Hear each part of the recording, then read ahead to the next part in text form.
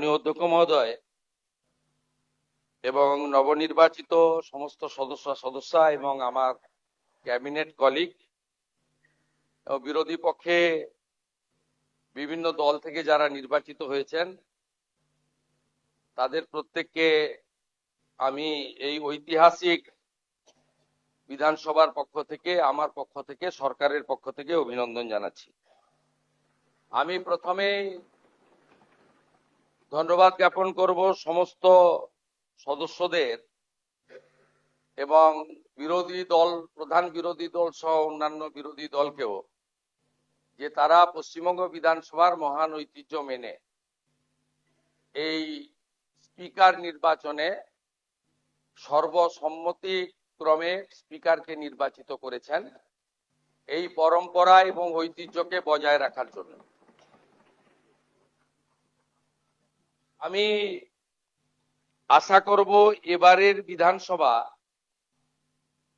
পশ্চিমবঙ্গের মানুষের আশা ভরসা প্রত্যাশা পূরণের ক্ষেত্রে অত্যন্ত গুরুত্বপূর্ণ একটা ভূমিকা গ্রহণ করবে।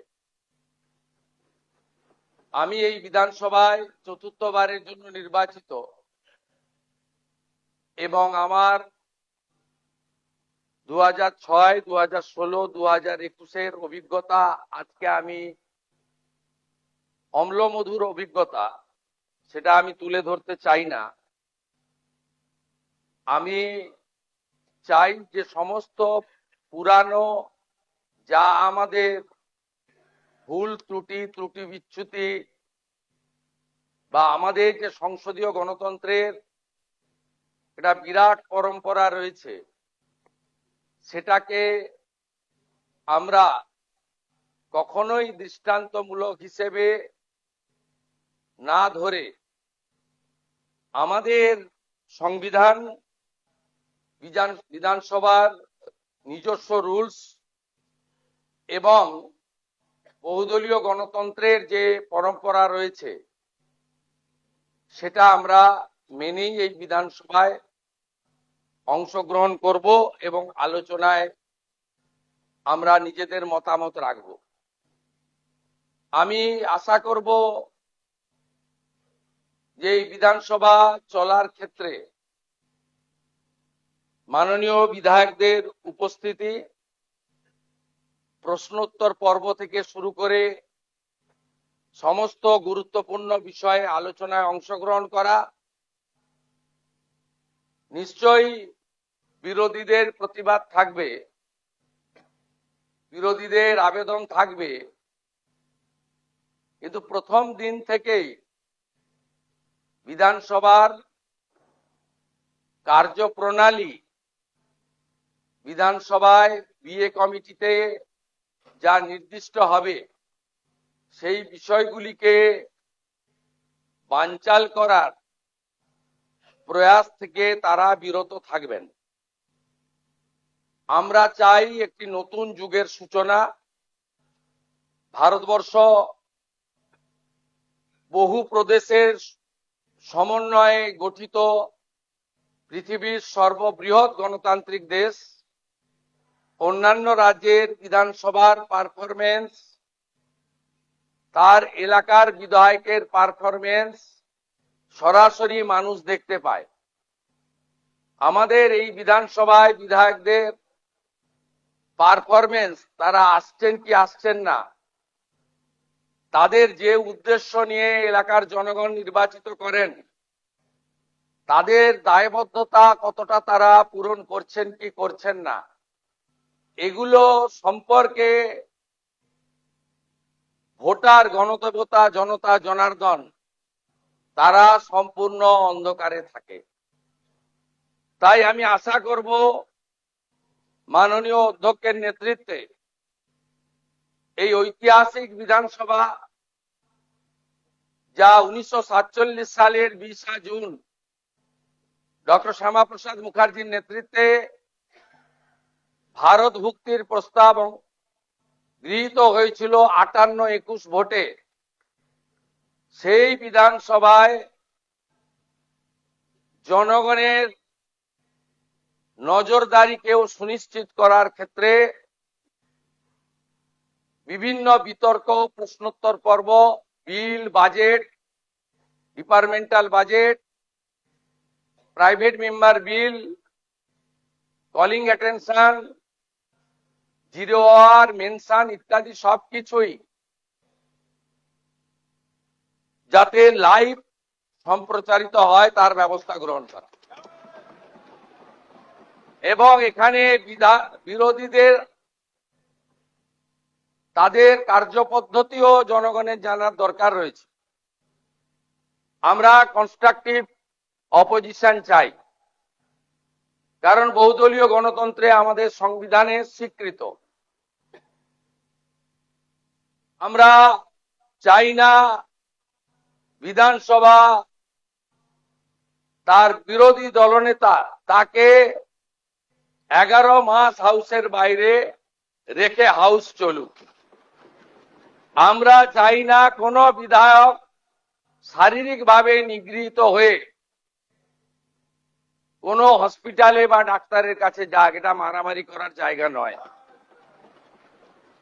আমরা চাই দায়বদ্ধতা, ভাষা প্রয়োগের শালীনতা। আমরা চাই সংবিধানকে মাথায় রেখে সংবিধানের যে 3টি বিষয় রয়েছে, for the people, by the people, of the people, সেটাকে মেনে আমরা এই বিধানসভাকে এগিয়ে নিয়ে যেতে চাই। আজকে দীর্ঘ বক্তৃতা করা উচিত নয়।